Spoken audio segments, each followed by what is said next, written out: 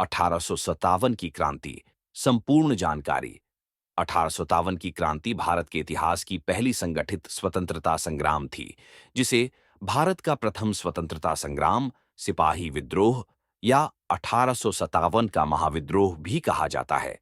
इस क्रांति ने ब्रिटिश शासन की जड़ों को हिला दिया और भारत में स्वतंत्रता संग्राम की नींव रखी। 1. 1857 की क्रांति के प्रमुख कारण। 1857 की क्रांति अचानक नहीं हुई, बल्कि इसके पीछे कई राजनीतिक, सामाजिक, आर्थिक और सैन्य कारण थे।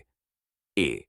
राजनीतिक कारण। डालहौजी की हडप नीति, डॉक्ट्राइन ऑफ लैप्स। अंग्रेजों ने कई भारतीय रियासतों को जबरदस्ती अपने अधीन कर लिया। झांसी, सतारा, नागपुर जैसी रियासतें इसमें शामिल थीं। बाहरी हस्तक्षेप। भारतीय शासकों की स्वतंत्रता समाप्त की जा रही थी, जिससे उनमें असंतोष बढ़ रहा था। बी. आर्थिक कारण। किसानों पर भारी कर। अंग्रेजों ने भारतीय किसानों पर अत्यधिक कर लगाए, जिससे वे गरीबी में जी रहे थे। भारतीय उद्योगों का विनाश। अंग्रेजों ने भारतीय कारीगरों और व्यापारियों को बर्बाद कर दिया, जिससे लाखों लोगों की रोजी रोटी छिन गई। सी. सामाजिक कारण। धार्मिक हस्तक्षेप। भारतीय समाज में ब्रिटिश ईसाई मिशनरियों का प्रभाव बढ़ने लगा, जिससे लोगों को लगा कि उनकी संस्कृति और धर्म पर खतरा मंडरा रहा है। जातिगत भेदभाव। अंग्रेज भारतीयों के साथ भेदभावपूर्ण व्यवहार करते थे, जिससे असंतोष बढ़ा। डी. सैन्य कारण। भारतीय सैनिकों के साथ भेदभाव। अंग्रेज भारतीय सैनिकों को कम वेतन देते थे और उच्च पदों पर नियुक्त नहीं करते थे। नई एनफील्ड राइफल का कारतूस। इस कारतूस को गाय और सुअर की चर्बी से बनाया जाता था, जिसे हिंदू और मुस्लिम सैनिकों को अपने दांतों से खोलना पड़ता था। यह उनकी धार्मिक आस्थाओं के खिलाफ था, जिससे विद्रोह भड़क गया। डू. विद्रोह की शुरुआत और प्रमुख घटनाएं। ए. मेरठ में विद्रोह। 10 मई 1800 सफजाम।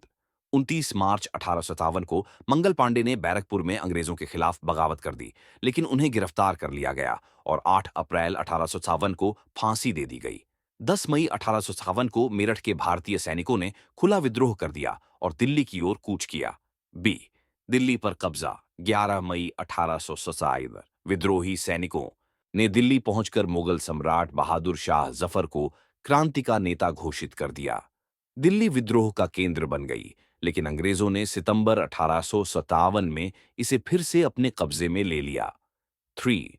विद्रोह का दमन और विफलता के कारण। ए. अंग्रेजों द्वारा दमन। अंग्रेजों ने 1878 तक इस विद्रोह को पूरी तरह कुचल दिया। बहादुर शाह जफर को गिरफ्तार कर रंगून, अब म्यांमार, भेज दिया गया, जहां 1862 में उनकी मृत्यु हो गई।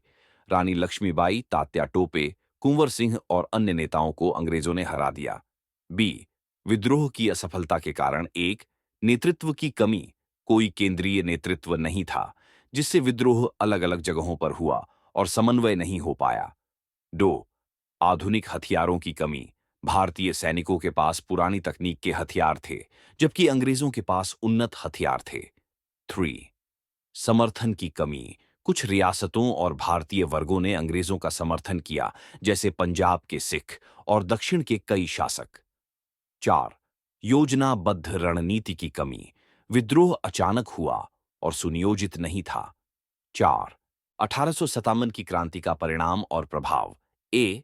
ब्रिटिश शासन में बदलाव। 1858 में ईस्ट इंडिया कंपनी का शासन समाप्त कर दिया गया और भारत का प्रशासन सीधे ब्रिटिश सरकार ने अपने हाथ में ले लिया।